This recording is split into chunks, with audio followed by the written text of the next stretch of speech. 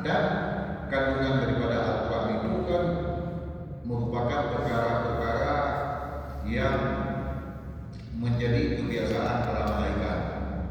Ya, makanya disebutlah bahwa kandungan Al-Quran itu bukan bagian daripada alam tempat kita hidup, tetapi itu bagian daripada alam laku yang menjadi bagian dari alam syahadah yang tempat kita hidup, yaitu hurufnya saja.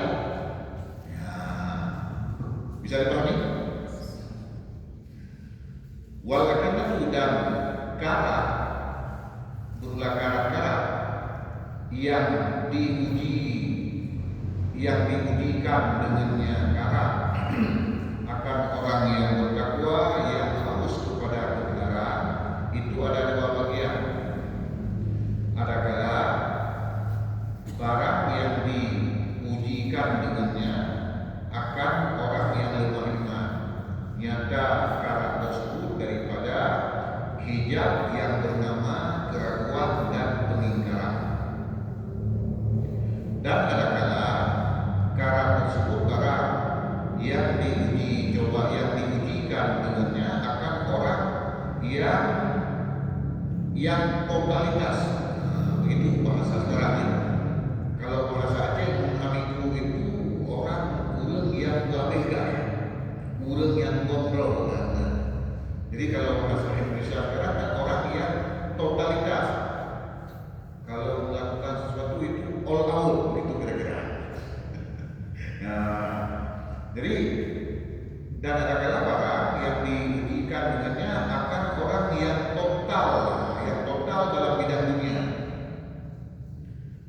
terdiri daripada hijab yang berupa syahwat yang menghabiskan dia bagi hati. Maka bermula demikian hijab itu yang jelas, yang tidak tersembunyi dan keadaannya hijab itu penghalang daripada memahami kandungan Al-Quran yang halus-halus dan daripada merebut segala cahaya-cahaya Al-Quran. Maka dengannya karat dihalangkan orang, dihijabkan akan kebanyakan segala makhluk. Jadi begini, tadi kan yang menjadi penghalang seseorang memahami kandungan Al-Quran karena di hatinya ada karat, nanaman, ya. Karat itu yang dengan karat tersebut diuji orang yang bertakwa yang ingin mencari kebenaran ada dua macam.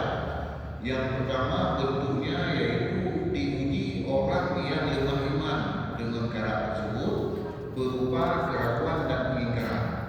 Maknanya kalau orang yang lemah iman dia mendengar sesuatu tentang makna Al-Quran, kadang-kadang dia ragu, apa benar ataupun tidak.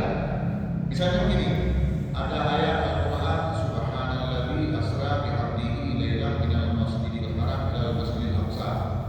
Maha suci Allah yang membawa berjalan pada waktu malam hambanya Nabi Muhammad dari Masjidil Haram ke Masjidil Aqsa.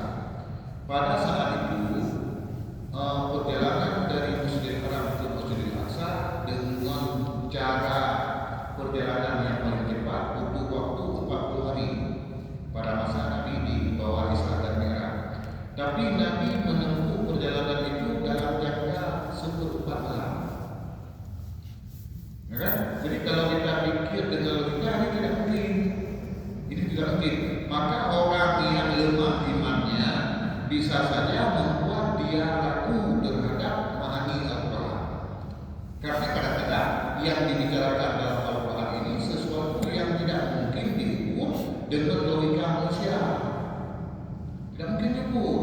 Itu kalam Allah, Al-Quran. Mana mungkin kita ukur dengan logika manusia. Kalau logika manusia mampu mencerna, alhamdulillah. Kalau tidak mampu mencerna, ya silakan taslim saja, terima saja. Itu bagian daripada keimanan kita dengan perkara yang lain. Nah, jadi orang yang lemah imannya, karat yang ada di hati dia itu karat yang mempengaruhi kepada dia ragu terhadap Al-Quran, atau bukan ragu malah muncul pengingkaran dari dia. Nah, itu satu. Yang kedua, karat yang diuji dengan orang yang mencintai dunia secara totalitas. Apa cara tersebut? Yaitu penghalang yang berupa syahwat yang menutup seluruh hatinya. Maknanya gini, keinginannya kepada dunia tidak menyisakan sedikit pun dari hati dia untuk keinginan ke akhirat. Jadi hatinya telah ditutupi oleh rasa cinta kepada dunia. Maka ini juga cara yang menutup hati orang yang totalitas mencintai dunia. Jadi karena itu sudah jelas, tidak perlu diberikan penjelasan lebih banyak. Itu sudah jelas menjadi penghalang seseorang memahami kandungan-kandungan yang halus dari Al-Quran, dapat menghalangi seseorang mengambil cahaya-cahaya Al-Quran, dan kebanyakan makhluk dengan cara tersebut terhalangi hatinya sehingga tidak mampu memahami kandungan yang dalam dari Al-Quran ini.